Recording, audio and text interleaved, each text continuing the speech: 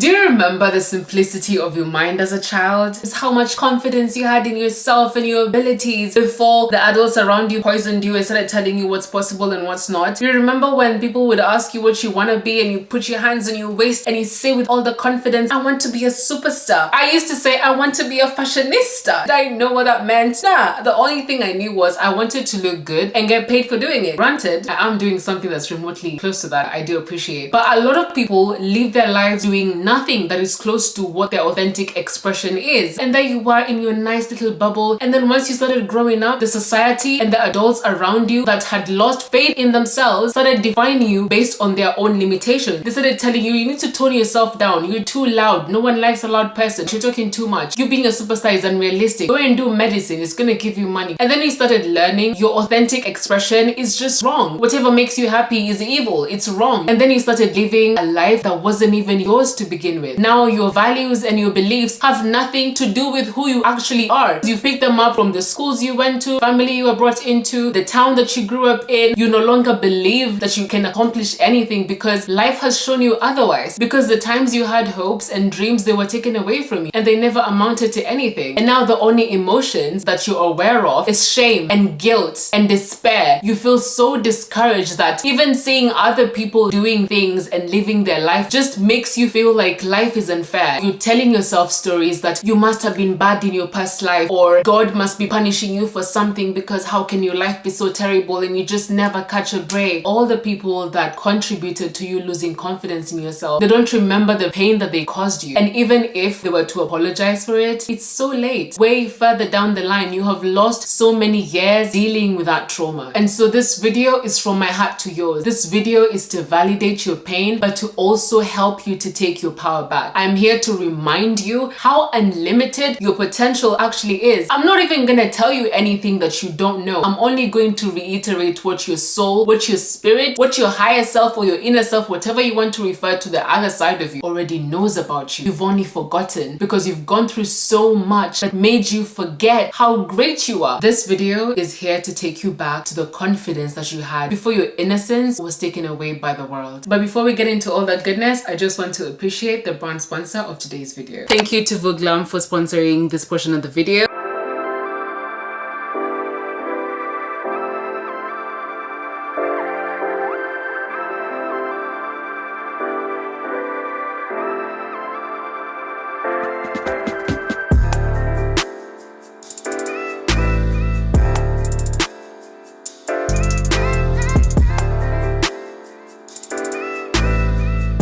Vooglam is a brand that offers affordable prescription glasses. If I knew about Vooglam a long time ago, I really would have not suffered the way I have suffered because I was looking at the prices and I'm like, are you kidding me? For frames, they're this affordable? Because my normal glasses, I got my glasses for 250 British pounds. My mom wears glasses too and she got hers for over 600 British pounds. Prescription glasses can be hella expensive. So if you can save your coins on the frames, please do. They come nicely packaged in this orange baggie. These are the first frames that we're gonna be trying. And every single frame you select also comes with its own microfiber. This is a really good size for microfiber and it feels like good quality. It's not going to leave your glasses all smudgy and stuff. I'm gonna start with this really pretty green ones. I'm not gonna lie, I'm a bit biased because when I saw this the first time I was like, yeah, those are definitely gonna be my favorite. But you guys, let me know which ones you prefer on my face. So this is how this look. It's giving corporate body, it's giving intellect, it's giving an academic, it's giving fashionista nerd, beauty and brains. I like that the frames are not black. They feel a bit different. In person, it's like a nice deep green with gold detailing on the top, on the side a little bit, and on the nose bridge. They fit really snug on my face as well. There's literally no adjustment that I have to do to these glasses. Very snug. I can move my face, I can jump up and down and the glasses are not moving, because sometimes you can get glasses that literally like go like this as you're moving your face. They're not too tight to the point where it would give you a headache. I really love these. Like honestly, I'm not even gonna lie, these are high-key my favorite ones.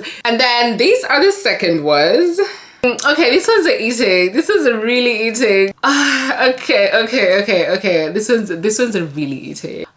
Okay, now I'm confused. I don't know if the green ones are my favorite or these are my favorite. I mean, it's my favorite color to begin with. Pink, I mean, you guys can tell from the background, like pink is my favorite color. And now you're telling me that my everyday glasses are also pink? And a really nice light pink that I can actually wear every single day? Okay, fine. I spoke too soon. These ones are my fave. Let me know which ones of the two you prefer. These ones are definitely the ones. Are you kidding me right now? Miss Girl. This a very fashionista core. I feel like I'd wear this when I'm styling a particular type of outfit. Maybe something that is a bit more edgy or moody. I like the different hues of purple. It's like a darker purple on the top and a lighter purple over here. But actually, what I'm gonna do with this ones, I'm gonna turn them into prescribed sunglasses, because yes, when you're myopic, your sunglasses need to be prescribed too, and I feel like it's more of something I'm gonna wear for style. I personally wouldn't wear this as everyday glasses, but I really do like them. I like the cat eye effect. I feel like it really complements my face. The size is definitely much more exaggerated compared to the others, but it still fits very snug and it doesn't feel heavy on my face. It doesn't feel like it's drooping my face. I love it. And now this ones I was not sure. I picked this ones up purely for the style. I just wanted to see how this would look on me. If I'm being honest, I would not wear this every day. This is definitely something that I would wear with a funky outfit. These are the glasses you wear when you want people to stare at you, because people are definitely going to be staring at you when you're wearing glasses like this, because yeah, like you're fabulous and you know it. This ones just look very fabulous. The exaggerated cut eye, oh, it's just, I feel like it really looks good on my face. It makes my face look like this. It makes my face look very, you know, like very chiseled, very uplifted, and I really like that. I don't know, would you guys actually wear this? This is very out of my comfort zone. This is what you wear when you're bold. Definitely for the bold girlies, and they low-key match my nails on the top, you know? Yeah.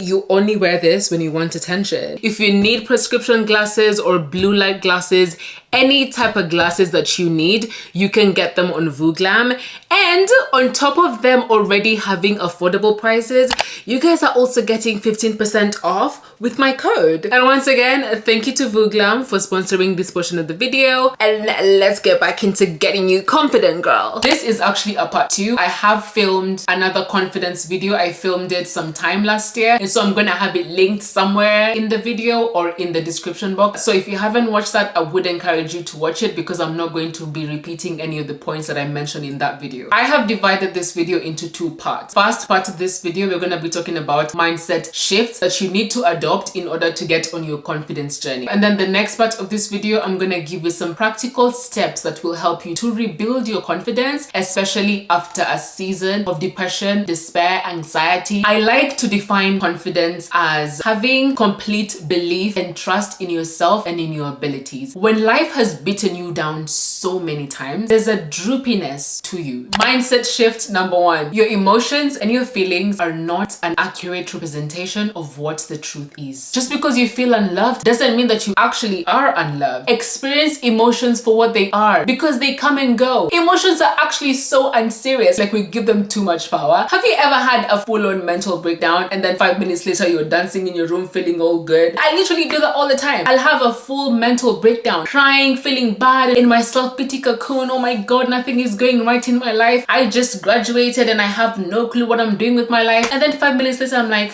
you know what? It was not that serious. Because that's what emotions are. Your emotions are not who you are. Your emotions don't define you. I am a self-development girly and I'm always looking for ways to improve myself. And when I started my journey, I got into this trap where I'd always feel like I'm not supposed to experience negative emotions because I'm the creator of my own reality and my thoughts create my reality. And if I'm feeling bad, then that means I'm creating bad things. And oh my god, law of attraction, like calm down. Actually, I had to tell myself, calm down, it's okay. True self-growth is understanding think that emotions are there to be experienced and that's it. The only reason why we try to deny our feelings is because a part of us that believes that that emotion makes us weak. There's something wrong with that emotion. I've been doing this self-development thing for so long, like why am I still feeling like this? Why am I still feeling triggered? It's been 24 years of me mastering certain emotions. That emotion is not just going to disappear because I read a book. Now, the way I deal with my emotions is if I start to feel some discomfort over something, if I start to feel insecure about something, instead of telling myself I shouldn't be feeling this way, if I was truly confident then I wouldn't be feeling insecure, what I tell myself is, okay, I'm not gonna lie, I kind of feel insecure right now. I kind of feel a bit triggered by this right now. But you know what? I know that regardless of what I'm feeling, I know that things are always working out for my good. I know that I am loved. I know that I'm supported. I know that good things are coming my way. I know that whatever I am feeling right now is only because I have learned to feel this emotion for a very long time, and it's not just going to disappear because I'm on my self-development journey. In this moment, I'm going to be present with myself, and if I need to cry, I will cry. Once I acknowledge what I'm feeling, I express it, I feel it, I cry if I want to. For me, crying solves all my problems. I express the emotion and it goes. It disappears. Don't deny your emotions. Experience them for what they are and let it just be guidance that you're currently being somebody that your inner self knows you not to be. Mindset shift number 2. Selfishness is a good thing. And not only is it a good thing, it's a necessary thing. I can almost guarantee one of the main reasons why you feel despair or depression is because you have been living your life according to everybody else's lenses but your own. You're focused on making everyone else happy but yourself. And I don't blame you for that because you've been taught that selfishness is bad. And in fact, unlearning selfishness is going to be pretty difficult because it's going to be very uncomfortable. When you start doing things for yourself, it's going to feel wrong. It's going to feel evil. The people that tell you that putting yourself first is bad are the same people that are benefiting from you putting yourself last. If people were not benefiting from you putting yourself last, then they wouldn't really care if you're putting yourself first, last, second or not. They wouldn't really care because it doesn't really impact them. But then the people that are so focused on telling you I shouldn't be doing that, oh my god, you're so selfish, those very people are benefiting from you putting yourself last. I would say start with small acts of selfishness on a daily basis. Tiny little things. You've lived your entire life putting everyone else first. Get yourself your favorite snack and eat it by yourself and don't share. Savor it and enjoy. You don't have to eat it in front of the people. Get yourself your favorite chocolate or your favorite snacks and then just enjoy that by yourself. And sit with the feeling of not sharing. Sit with the feeling of not sharing, but instead of you feeling guilty about it, remind yourself that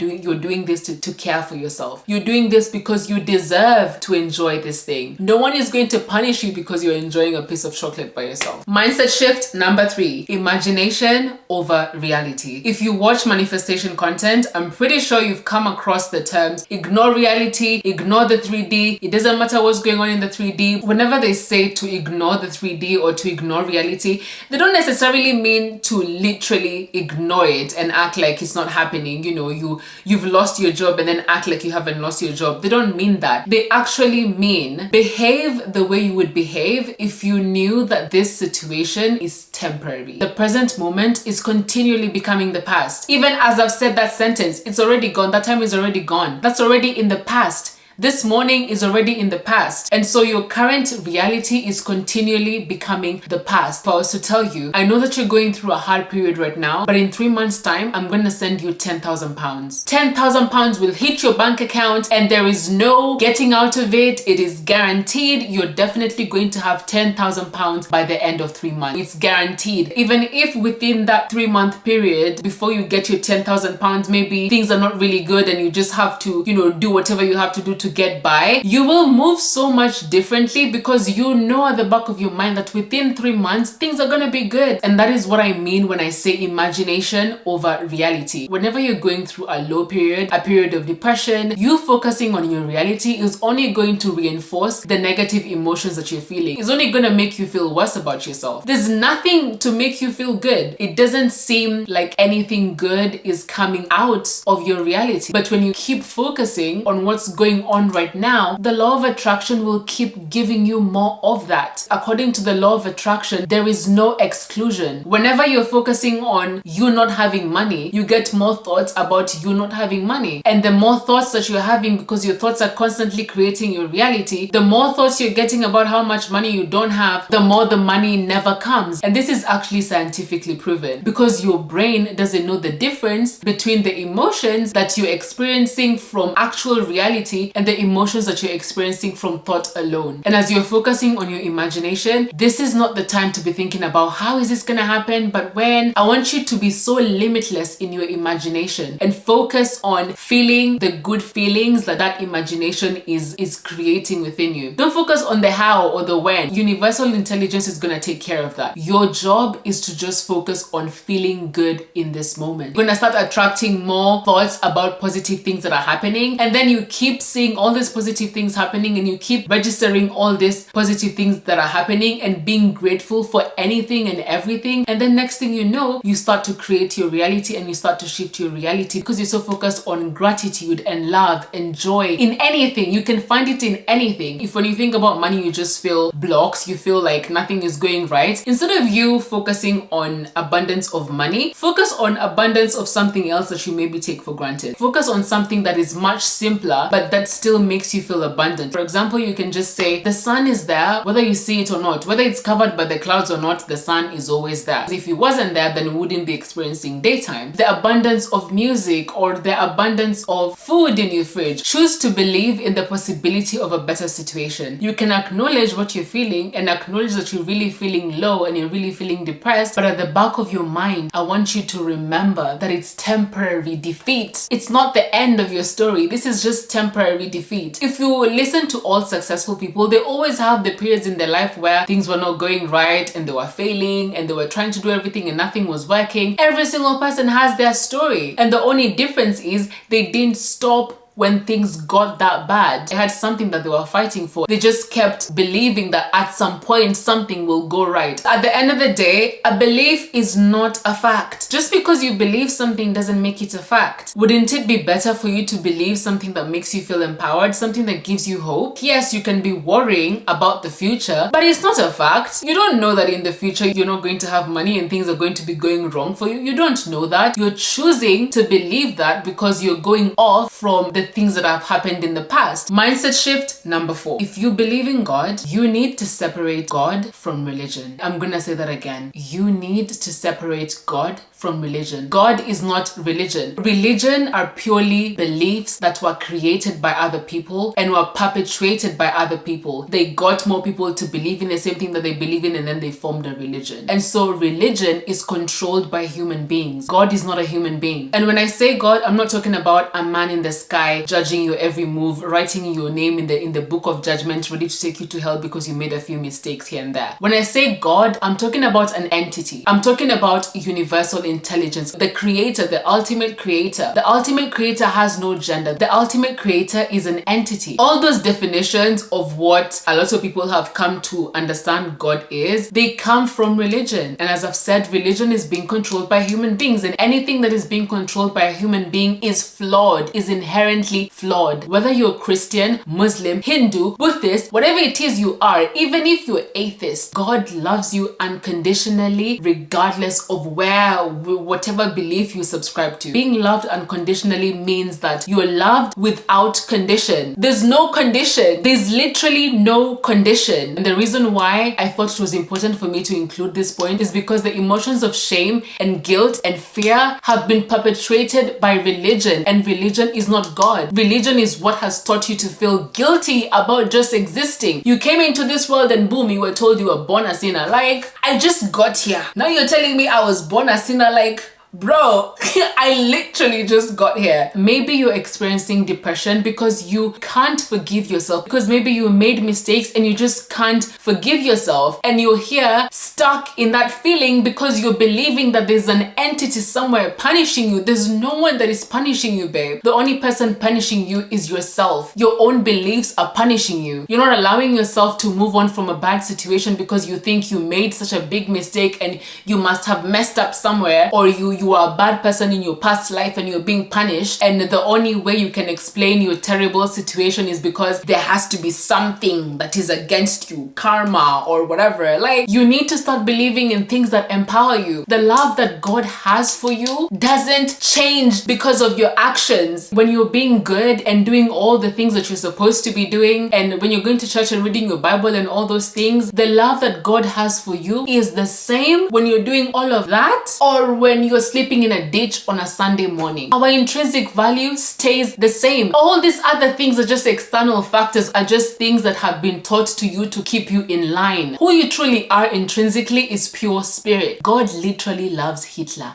the exact same way he loves you. The exact same way. And the reason why I'm saying that is to tell you there is no mistake that you can make to make you undeserving. A lot of people live their life feeling so undeserving of even existing, undeserving of a good life, undeserving of anything because they haven't done this and they haven't done that. First of all, hell is a state of mind. Hell is a state of mind. When you're punishing yourself instead of forgiving yourself, you're stuck in your own hell. And now you're stuck not accepting good things because you just think you don't deserve it. You're judging yourself from the lenses of somebody else's definition of what being a good person is. Your value is the same as that person who's being blessed. The only reason why they're able to experience all those positive things is because somehow they have learned to become a vibrational match to those things. You can't say that you want to be wealthy and then you spend the rest of your time judging people who are wealthy and thinking that people who are wealthy, they must be corrupt, they must be this. Like, no wonder it will never come to you. There is nobody in this planet that was created and God said, you will be the example of the people suffering. You will suffer forever. You will never know peace in your life. Mindset shift number 5. You are the creator of your own reality. And I'm gonna hold your hand as I'm saying this. Just because it wasn't your fault that something happened does not mean that it's not your responsibility to fix it. Maybe the initial reason as to why you lost confidence in yourself had nothing to do with you. Maybe it was a defense mechanism that you had to learn to protect yourself when you were a child because you went through certain traumatic experiences as you were growing up. However, the effects of those things are affecting you and only you. The only person that has autonomy over your own life is yourself. Your lack of belief in yourself is only affecting you. You know when people say life doesn't revolve around you? Actually, it does. Your own life does revolve around you. My life revolves around me. My mom's life revolves around her because we are the main character of our own lives. And so if something is affecting me, whether or not I'm the cause, it's still affecting me and I have to do something about it. And I'm not saying this to make you feel powerless. Remind yourself of the power that you have over your life. Everything is perception. You have control over how you decide to interpret a situation. You currently could be in a situation where you've had to get a job because you had to do what had to be done. And you could be working at that job feeling so helpless, feeling like, oh my God, you failed again. Oh my God, nothing is working out for you. Or you could be there reminding yourself at the back of your mind that, you know what, I know I'm working this job right now. I know that I'm doing this